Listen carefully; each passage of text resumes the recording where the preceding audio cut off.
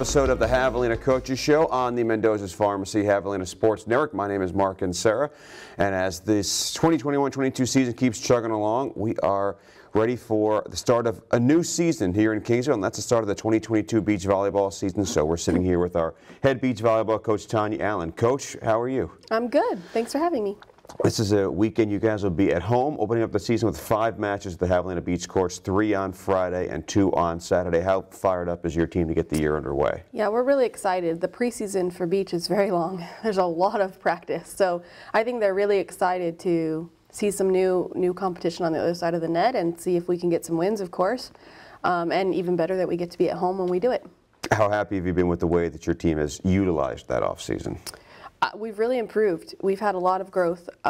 We have some new to beach volleyball players, so there's been a lot of basics that we've had to cover, but we're really improving, and every kid, you know, on the lineup is really taking strides and really embracing growth, and it's been impressive to see. I think we've improved probably the most in these 6 weeks than we ever have in a preseason. Obviously the goal is to have your 1 through 6 lineup ready to go come Friday. How much of the figuring out who's going to be 1 through 6 for you guys, let's say at Nationals, is preseason, figured out preseason compared to based on what you see during the season?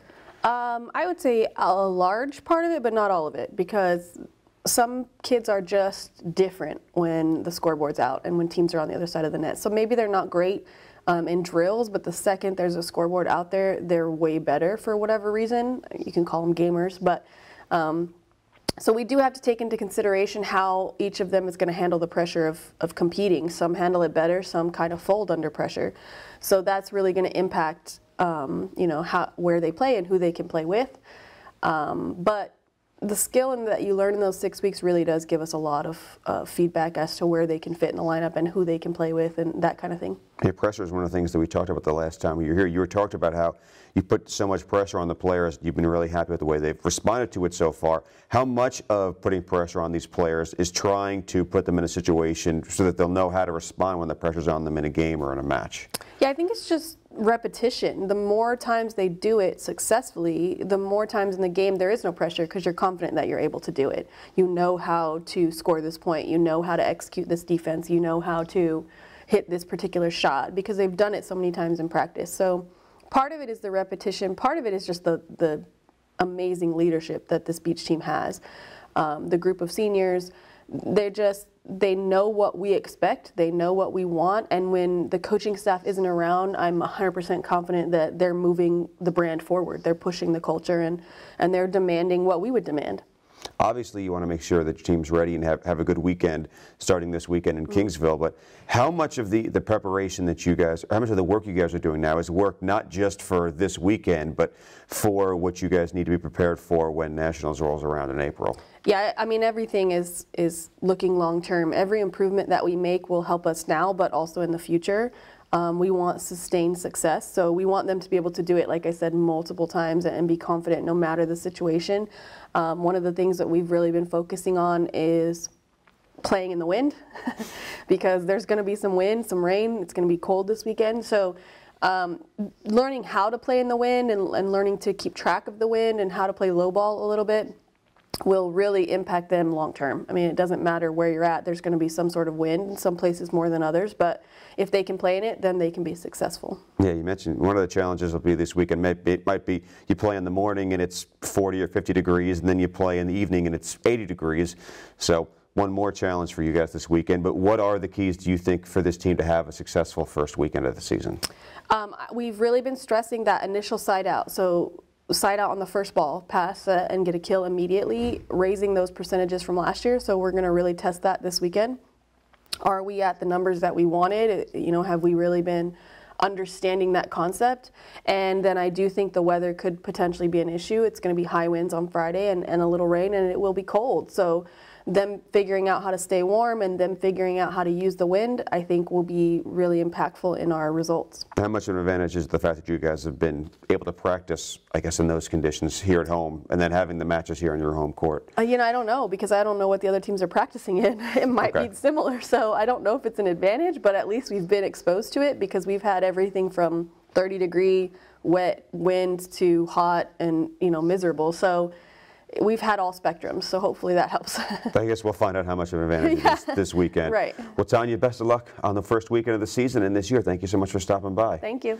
And again, that is Javelina Beach Volleyball at home for the first time this weekend. 3 matches on Friday and twice on Saturday. Hope to see you all there for the start of the 2022 Javelina Beach season. We'll take our first break here on the Javelina Coaches Show and come right back. Don't go away.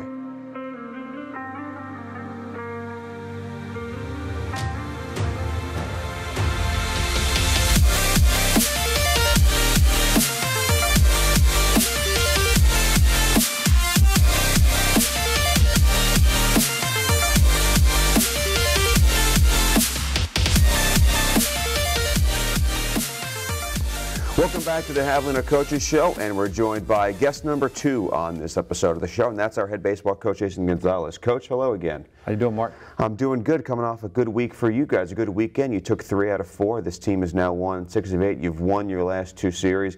I think we all knew that Tyler coming here was going to be a challenge for you guys, but your team met that challenge and found a way to win the series. What did you like the best about what you saw from your team this past weekend? Well, what I really enjoyed watching is how we bounced back after a really disappointing performance, not just a loss on Friday, but it was a disappointing performance. We didn't play anywhere up to our capabilities. I think we had 9 walks and 3 errors, and we probably could have had 4 or 5 errors. And that's not something we're accustomed to. And so to come out against any team and do that, you're not going to win. But then a really good team like Tyler, you really don't have an opportunity to really get into the game. And that's what I was disappointed in, is our performance. And then being able to come back, especially being down 3 in the 6th inning of a 7-inning game, and find a way to tie it and then go ahead.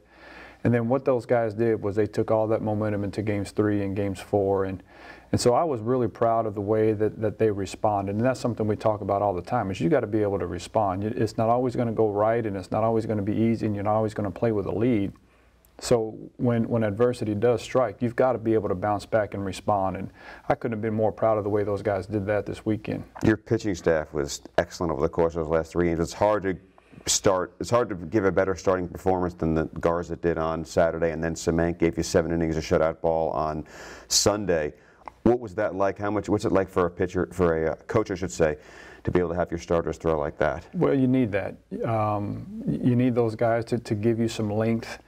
And you know what we taught our team after the game, especially our pitching staff, if you're a reliever on this team, you've got to be patient, because those guys are giving us, anywhere from 5, 6, sometimes 7 innings. And so sometimes there's like 10 innings left in the weekend to divide up between, anywhere from 10 to 12 bullpen arms. And so as a competitor in the bullpen, it can be frustrating. At the same time, they're really enjoying watching what their teammates are doing. So there's a balance there in terms of being ready, being mentally ready, and then not being able to get the work that these guys want. So, but it's really complementary baseball. Our pitchers have to go out and put up some zeros and allow our hitters to score a couple of runs. And so when both of those things are working together, it's really complementary, and it loosens up the hitters. It allows the pitching staff to challenge them and not necessarily have to nibble and work counts or whatever. So that was fun to again watch and be a part of. And anytime we haven't been successful, as a pitching staff, we've had a 3-run inning. We've given up a 3-run or 4-run inning. So if we can stay away from that, we've got a chance to be successful. Any temptation to let Brandon try and go the distance on Sunday? Well, yes and no. We're still early in the season in terms of building up the pitch count, and that's what we're looking at. We're watching the pitch count, and his got up there a little bit, and the flu bug has struck our team the last 2 weeks, and so these guys are still coming back. Everybody's been sick, and so we're still trying to build up our stamina. They feel better, but now they're weak, and the energy level hasn't been what we've needed it to be. So we've got to be careful and understand that it is a long season. But to answer your question, yeah, there was temptation. There are a couple games over the course of the last 2 weekends that you can look at and say, maybe in that 5th or 6th or 7th inning, you might be able to look at and say, you guys weren't supposed to win. You had the game against Prim, and you guys scored 3 runs in the 9th inning, found a way to win in extras. And then against Tyler on Saturday, you guys were trailing late in the game, came back and found a way to win. How pleased have you been with the stick-to-itiveness that that you've seen, especially from your lineup? Well, again, that's something that we've worked on and concentrated all the way back to August. And you know, our off season is challenging, and it's not always having to do with baseball, but it's about being able to enjoy being in a confrontation, being able to compete, finding ways to overcome adversity. And it's not always in the game of baseball that we're trying to instill this.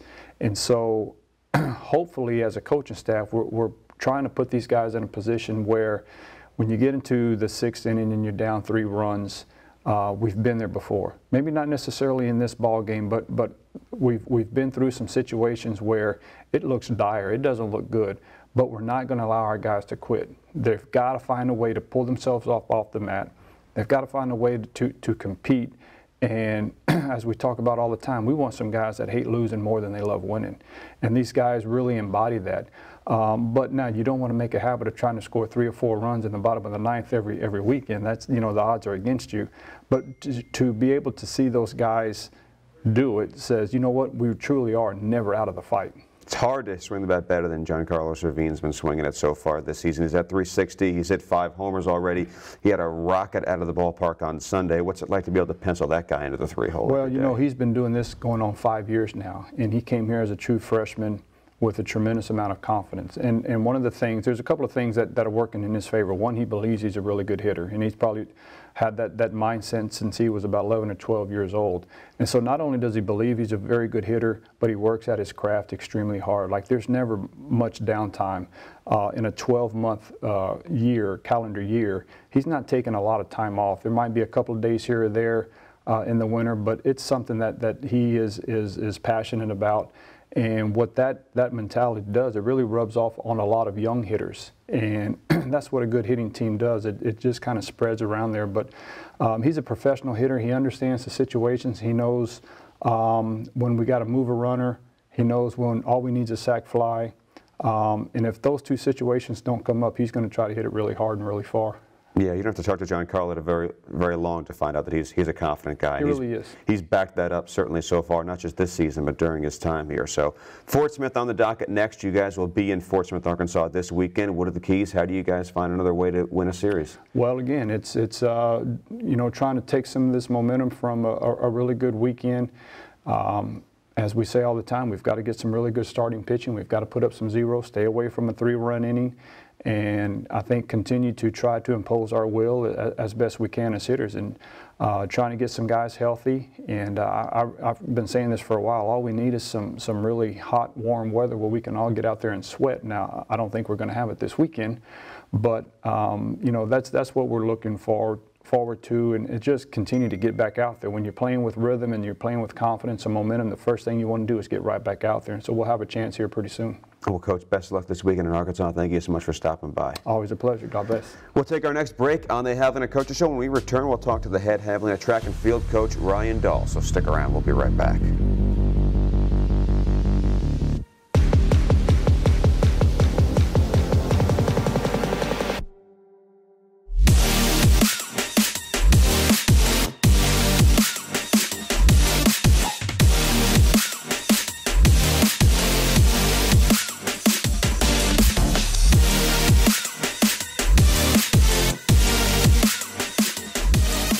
Coaches Show, and we're joined by our next guest. That's the head coach of the Javelina track and field team, Ryan Dall. Coach Dall, hello once again. Hey Mark, thank you for having me. Oh, I appreciate you stopping by the week before you guys head to the Lone Star Conference's indoor championship track and field meet. What's the mood of your team like right now as we get closer and closer to that meet? I think they're excited. I think they're gearing up a little bit, just working on a few things this week and getting a little bit of rest and getting ready to hit the road. How happy have you been with the way your team has attacked things in practice and in preparation? I think we're doing pretty well, you know. I think things can always be better, but I think we're getting there. You look at where you guys are coming off of a meet. I think it's been, correct me if I'm wrong, it's been a week or 2 since you guys have competed. You're coming off a meet in which you had a handful of people take home gold medals. Do you feel like your team your student athletes are competing at the level you'd want them to be heading into the conference meet? Yeah, I think they compete well. So yeah, I mean, once we get to the meet, everything's good. I think our athletes do compete hard and do the best they can at the meet. So, our main thing is we just got to prepare them here at practice and get them ready. And then when they get to the meet, they don't have to think too much. Just kind of let it go and be aggressive and do the best they can in their events. Because if you're overthinking, then you're not going to perform well. So we want to take care of all that stuff here at practice, so that they get to the meet, they can just get after it. One of the athletes who's coming off a gold medal in the last meet she competed in is Kim Ordolon, who had a gold medal in an event that I think you're familiar with, the pole vault. What are the things that she's, well, my first question is, do you feel like you've taken Kim Ordolon to the Ryan Dall School of Pole Vaulting? And what are the things that has allowed her to, what are the things that have allowed her to improve and get better, not just this year, but over the course of the last few years? Kim is great. She's battled some injuries and stuff like that in the last few years. But she works very hard. She takes it very seriously. She wants to be really good. And so, her practice is we have to limit her practice a little bit. She has some injuries with her foot and her ankle that have been kind of plaguing her for a little while. But when she's feeling good, she can definitely be the best in our conference. She's very talented. So with her, it's just about being healthy and feeling good. So we vaulted on Sunday, and then she's just going to rest up probably the rest of the week just to be ready for the meet. So if she's feeling good, she can jump really well. Joseph's work continues to get better and better for you guys. It's part of a relay team that you guys have that's continued to win. It seems one meet after another. What do you like most about what you've seen from Joseph's work so far? Oh, Joe is probably one of, if not the hardest worker on our team, and he's come a long way. I'm really proud of him and what he's been able to do this year indoor, really being able to get the most out of his ability, and I'm hoping for big things here at the conference meet. And the 4x4 has been coming along as well. We got a couple football guys in there that are rounding into shape coming out of football, so I think we're going to continue to just get better each week. So I'm excited to see what they can do. The conference is very strong in that event, so it's going to take a lot for them to even just be in the top 3, so hopefully we can do that. It seems like you have a number of athletes who compete in sports besides simply track and field. How do you handle that as a coach when you have athletes that have dual responsibilities? They have to, they might have responsibilities for football, but at the same time they have to be prepared for the events in track and field. Or you have athletes who compete on the basketball court, but also compete for you. How do you try and, is it more difficult to keep the athletes when they have multiple responsibilities ready for each track and field event? Well, I don't really do much with them until they're done with their other sports, and then we just try to prepare them as best we can. Obviously, they're not out of shape when they come out of those sports. They're in good shape, but with the football guys, it's a little bit different because they don't run as far, obviously in football. So the training to get them ready to run a 400 is definitely a little bit different. It takes some time. And so, with the basketball guys, they're pretty much ready. When they come out, for them it's more technical stuff and trying to get their technique sharp and just get them ready as soon as we can, because with the basketball guys, it's a little bit later that they get out there, and we're already pretty much in the outdoor season. So, for them, it's really just fine-tuning the technical side of things, and then just trying to get them in the best physical shape and physically better as much as possible before the end of the season. You talked about the men's 4x400 relay team, and it seems like you guys have really strong teams in relays just about every year. Where do you feel like how happy are you with where your relay teams are going into the conference meet? I'm excited for both of them. I think we still haven't run our best race with either the men or the women, and so I'm excited to see what we can do on that fast track up there at Texas Tech. I think it's a good opportunity to run our best time of the season. The only thing about the conference meet is the 4x4 is the last event, and usually the athletes are a little bit tired if they're running multiple events and things like that. But that's the case for everybody. So, we just try to go out there, put our best team out there, and see what we can do, and hopefully run a good time. But usually our fastest times of the year come at the conference meets. What are the specific things that you can point at and say, if we do this, if we accomplish this, if we finish in this spot, then you can call it a successful trip to Lubbock? I think I just hope that the athletes have their best meet of the season. If they can do that, then we did a good job training them and preparing them. And then as a team overall, we'll do well. I think everybody just as an individual, if they just take care of their events, right, like the Patriot way, right, everybody does their job, right? Mm-hmm.